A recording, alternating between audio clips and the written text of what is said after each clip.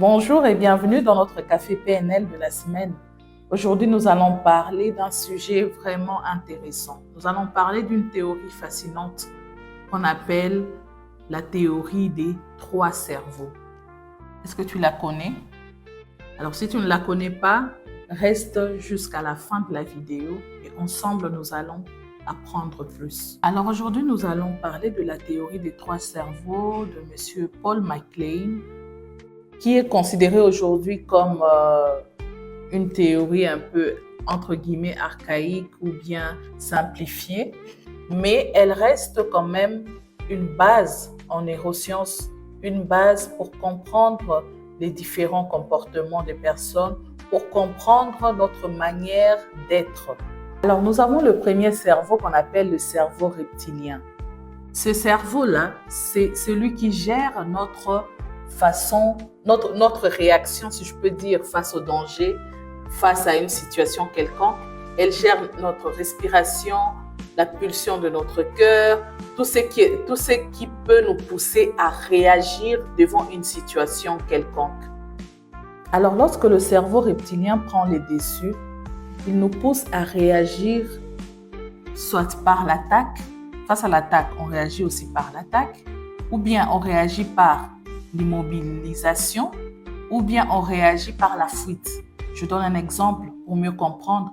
Vous vous trouvez face à un lion devant vous. Quelle serait votre réaction?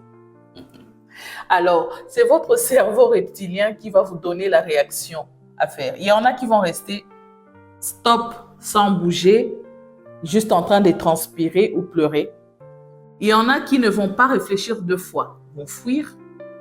Il y en a qui, lui, devant le lion, il va se dire, je dois sauver ma vie, donc je vais aller attaquer aussi le lion.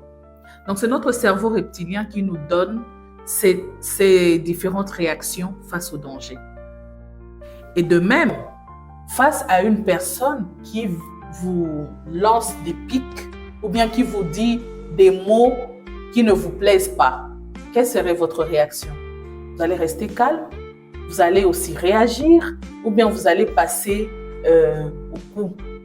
Donc, c'est à vous de savoir comment est-ce que vous réagissez face à ces situations-là. Alors, nous avons le deuxième cerveau, qui est le cerveau limbique. C'est de là que naissent toutes nos émotions.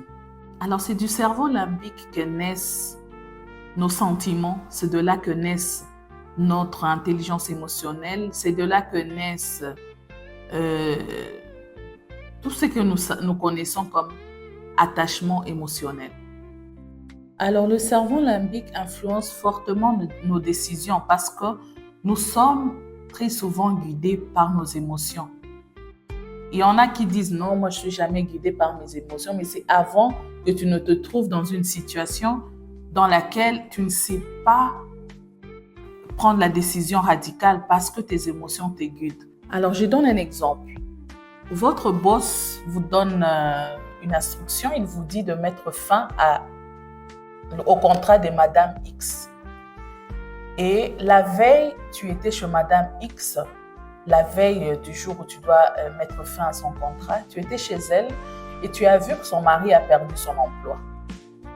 Ses enfants ont été chassés de l'école et Madame X n'a même pas pu acheter de quoi manger, n'a même pas pu acheter à ses enfants de quoi manger, ni à toi, le visiteur.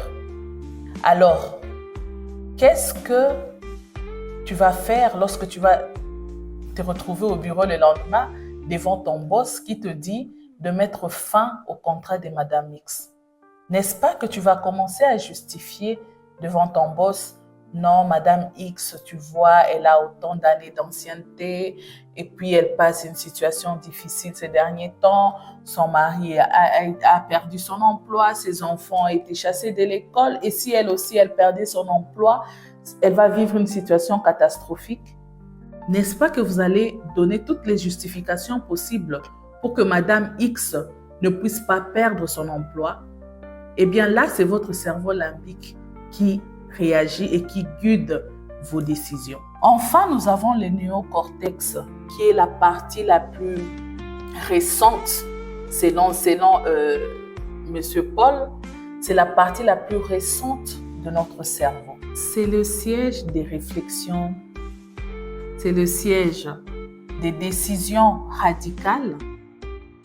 Alors, le néocortex est le siège de la réflexion, de la créativité, du langage, de l'analyse et des prises de décisions conscientes. Alors, c'est grâce à lui que nous pouvons prendre du recul, que nous pouvons résoudre des problèmes et trouver des solutions, d'autres solutions. C'est grâce au néocortex.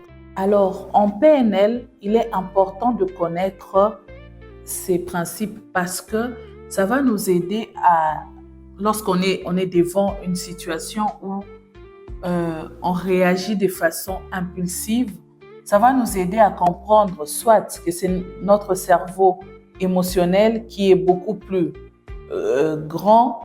Alors, en programmation neurolinguistique, comprendre ce fonctionnement est particulièrement utile. Lorsque vous êtes submergé par une émotion ou que vous réagissez de manière impulsive, il est probable que votre cerveau émotionnel ou votre cerveau de survie soit très actif. L'objectif n'est pas de le combattre, non, mais de retrouver un équilibre afin que votre capacité de réflexion puisse reprendre sa place.